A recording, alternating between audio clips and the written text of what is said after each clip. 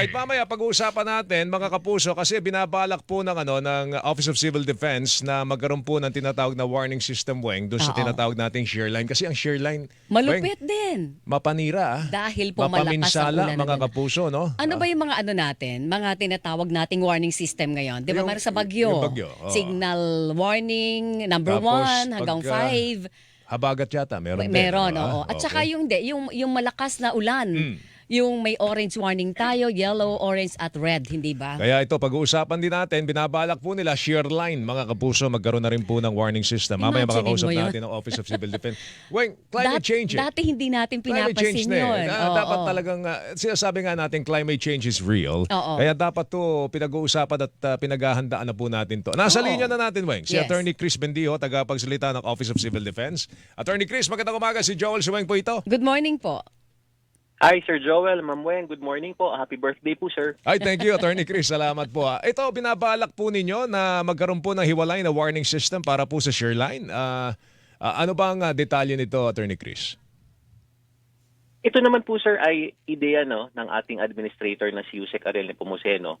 Hindi naman po hiwalay. Ito po ay dagdag, no? Dagdag, Kung matatandaan po natin, nagkaroon po ng dagdag na warning system patungkol sa daluyong, no? Yung ating storm surge, no?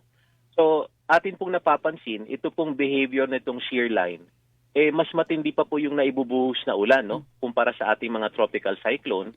Kung kaya atin pong idudulog ito, no? Sa ating mga science-based agencies, lalo na sa Pag-asa, ano ba ang behavior ng shear line na ito at meron bang window or puwang na kung saan tayo ay makapagbibigay ng abiso para sa ating mga mamamayan para masigurado namang ligtas sila, no? Pagdating nitong buhos ng ulan na ito. Nakita natin, Attorney Chris, doon sa pinsalang idinulot dito po sa partikular na lugar dito sa Mindanao at ilang mga lugar sa Visayas. Ngayon ba, yung pinsala na naidulot, hindi ba sila nabigyan ng babala tungkol dyan? Parang wala lang, shear line lang yan. Hindi natin alam, ganitong kabagsik pala ito. At ganitong pinsala ang maidudulot po sa mga lugar na tatamaan. Yan din po nagmumula ang suhestyon na ito, no, Sir Joel. Dahil just for some figures, no, ang naibuhos pong ulan ng, lalo na dito sa example natin sa Puerto Princesa, halimbawa, no, ang naibuhos pong ulan dyan ay 350 millimeters of water. Ang kadalasan lang pong buhos ng ulan ay nasa 30 millimeters of water, no. At yung kahuli-hulihang mataas na naitalang buhos ng tubig po dyan ay noon pa pong 1975. At ito ay nasa mga 250 millimeters of water po lamang. Talaga pong ma-overwhelm ang ating mga system, ang ating mga flood projects. At ito po nagmumula yung ating suhestyon na dapat siguro ay tingnan po natin, no, itong ating mga phenomenon, itong mga weather systems na ito dahil damagit na po ninyo, baka po ito na talaga yung climate change, no? Bago na po yung new norm pagdating sa mga bagay na ito. Dahil noon naman po, wala naman tayo binabantayang shear line. Ang binabantayan lang po natin ay mga tropical cyclone. Yes. Kung kaya dito po nagmumula ang suhestyon na ito, pati na rin po yung ating mga nakikitang practices sa ibang bansa, no? Pati na rin yung kanilang mga infrastruktura. Ito po yung pinagmumula ng suhestyon at ideya ng ating administrator. Attorney Bendijo, sa ngayon po meron tayong yellow, orange, and red rainfall warning pag panahon ng habagat, hindi ba, Joel? Hindi ba pwedeng ipaloob na lang dito yung halimbawa sa shear line? Kasi ang pinag-uusapan din naman natin ay rainfall. Ulan, oo. Tama po yan, ma'am, no? Yan po ay isang pwede nating gawing aspeto ng warning system. Kung kaya't, ang gusto lang po talaga natin ay ma-identify po muna, meron pa po bang window, no? Bago pa po dumating ang ulan, na pwede tayo magbigay ng abiso. Kasi po, ang dilemma po kasi natin dito pagdating sa shear line, hindi po gaya ng tropical cyclone, nakikita po natin yung mata nito, di ba po? Yes, oo. Yung direksyon, kailan siya papasok sa Philippine Area of Responsibility. Ang problema po natin sa shear line, habang nandun ang shear line na ito pong interaksyon ng mainit at malamig na hangin, ang posibilidad po ng cloud formation ay nandyan. So, hindi po natin makita ngayon kung saan po mamumuo itong cloud formation na ito. At baka po kapag rainfall advisory na lang, baka po huli na po. No? Correct. So, Pero yun po yung gusto nating makita. Kung hindi ako nagkakamali, ginagawa din kasi Joel, Attorney Bendijo, yung rainfall warning pag panahon ng habagat Hindi po ba? So, practically, pero tama yung sinasabi nyo, yung panahon ng makakapagbigay ka ng warning bago actually mag-hit yung malakas na ulan. Yun ang kailangan nating malaman siguro ng siyensa.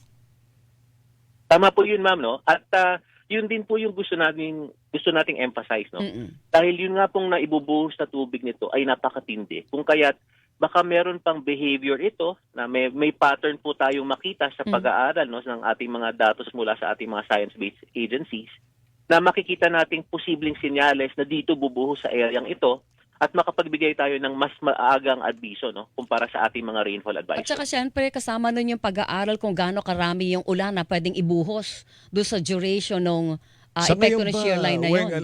meron na ba tayong instrumento para malaman natin bago bumuhos yung ulan, masusukat na natin kung gaano Nakikita kalaki lang nila, depende sa formation ng ulap. ng ulap? Kung malaki yung volume o konti ang volume ng ulan na ibubuhos. Kasi usually Pero yung eksaktong sukat, wala halimbawa ng 350 millimeters, wala after pa yun. the fact na yun, After di the ba? fact Oh, yun, yun eh, oo. oh. So, yun lang, Attorney Chris, paano natin masusukat? Ito, malakas ang ulan dito. Oo. At magiging, baka yung rainfall yung amount of rainfall masyadong matindi. Baka bahain yung lugar. No? Parang napakahirap din na sukatin po niya, Attorney Chris.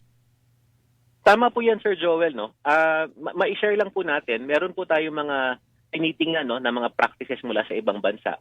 Talaga pong ine-educate nila, ine-empower po nila yung community-based weather alert system, no? Ibig pong sabihin, yung mga local nilang communities can identify po, no, yung mga cloud formations, yung posibleng matinding pagbuhos ng ulan.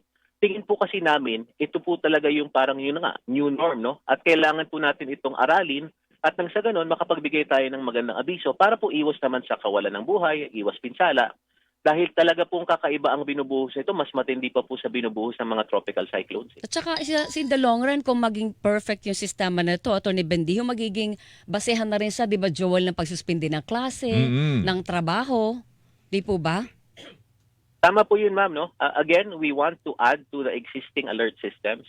At ito lang po ay ine-emphasize natin dahil yun nga po, no, based on our recent observations, mas matitindi pa po yung ibinubuhos na tubig nitong mga shear line at ng mga iba pang weather systems natin. Okay, sa ngayon, Attorney Chris, naglalapad na ba tayo ng mechanics kung paano gagana itong warning system na ito? At present, Sir Joel, no, it's still within OCD.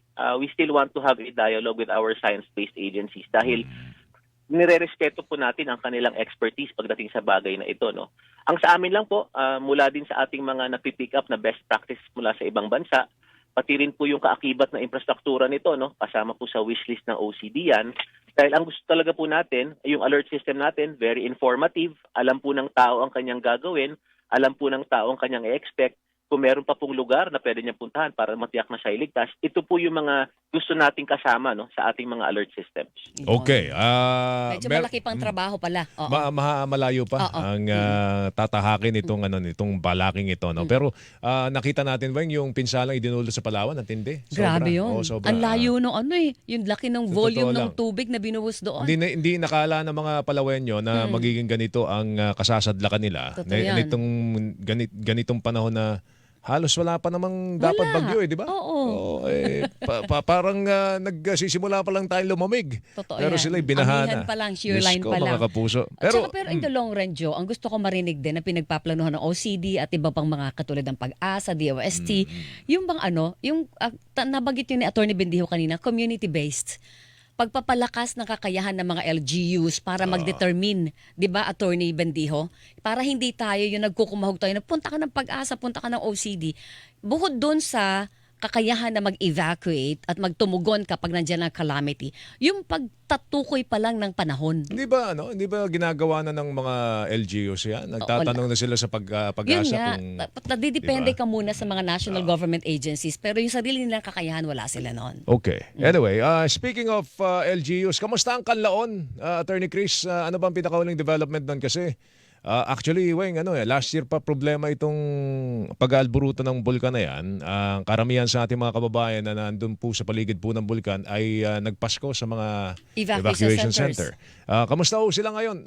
May development ba doon? At kailan ba ire-recommenda ng OCD na sila'y bumalik na sa kanilang mga tahanan? At present, sir, no, tayo ay humihingi ng paumanhin, pero base sa mga datos na ating napupulot mula rin sa PVOLCS, no, hindi pa po ligtas na tayo ay bumalik sa loob ng danger zone, no.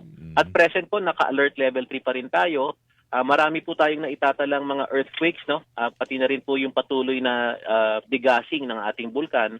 At ayon na rin sa datos ng Pag-asa, ito pong pamamaga ng bulkan ay umaakyat, no, na nangangahulugan na yung magma nito ay pataas na po, no. Kung kaya't at present, hindi pa rin po natin maipapayong magsibalikan ng ating mga kababayan sa kanilang mga kabahayan. May figures po kayo kung ilan pa yung pamilyang nasa evacuation center, attorney? At nagda-drive lang po ako, ma'am, no. Okay lang, But sige. I'll send the figures to you. As of yesterday po, ang naalala ko po base sa huling report ay nasa mga 200 million pesos na po yung ating tulong dito, no, sa mga families na affected itong Canlaon. As soon as I find a place to stop po, ipapadala ko po yung figure sa inyo. Alright, Okay. sige po. Actually, sa sobrang tagal, nagkaroon na nga ng tent city doon. Ano ba status ng tent city na itinatayo para sa mga evacuees? Yan pa'y pangmatagalan, Attorney Chris? Ito po kasi, sir, no, ay paghahanda, no. At the moment na kailangan po nating iakyat ang alert level ng ating bulkan dahil meron pa pong eruption na magaganap, no. Kailangan po natin magkaroon ng dagdag na evacuation center at locations, no. Sa Himamaylan City, meron na po tayong base sa huling report sa aking pagkakaalala nga sa mga 278 tents na po yung naitatayo natin. Naitayo na po natin yung mga restrooms, no, yung mga common areas, yung mga lutuan. Yung pong kuryente, kung hindi po ako nagkakamali, ay baka po itong linggong ito or sa susunod po, no, ay may kakabit na rin po ito. Pinaghahandaan lang po natin, no, in the event na magkaroon po ng pagtataas ng alert level sa Canlaon. Ito Di ay ba- para doon sa major eruption kung sakali. Ano po, ma'am? Kung sakali magkaroon pa ng major eruption, hindi po ito yung halimbawa. Marami pang nasa evacuation center ngayon. Pag natapos yung tent city, ililipat sila doon? O lalagyan lang yan kapag nagkaroon na ng major eruption ng Canlaon? Pag nagkaroon pa po ng pagtaas ng alert level, ma'am. So pag Alright. nagkaroon pa po ng major eruption, we will have to expand our yung pong radius, no, na para po matiyak na ligtas ang ating mga kababayan to 10 kilometers. Kung kaya't magkakaroon po tayo ng dapat additional locations para po paglipatan ng ating mga evacuees. Gagawin bang template yan, Attorney Chris? Kasi hindi lang ang Canlaon ang minamatyagan natin. May Taal, merong Mayon. At present, Sir Joel, binabalangkas na rin po natin, no, yung IRR nitong Ligtas Pinoy Centers Act, kung maalala po natin, na ipasa po itong batas na ito noong pong December of last year. At present po, dinadraft po natin itong IRR nito. Kasama po dito yung pag-identify ng mga lokasyon kung saan po tayo magtatayo ng mga disaster resilient evacuation centers, no. So, ito po ang magiging basihan na po natin, no, para masigurado po natin na sa panahon ng sakuna, meron po tayong tiyak na gumagana at fully equipped na evacuation centers. Alright. Attorney Chris, salamat sa oras mo. Good Mag-ingat morning, ka. sir. Pasensya Thank ka na, gambala ka na. Nagmamaneho ka pala. Thank you, sir. Sorry, Attorney Wala Chris. pong problema. Salamat po sa pagkakataon, sir. Happy birthday po muli. Thank you. Thank you. Si Attorney Chris Bendijo, spokesperson ng Office of Civil Defense. Kasi Weng, Hinihilingan, walang pinoprotektahan.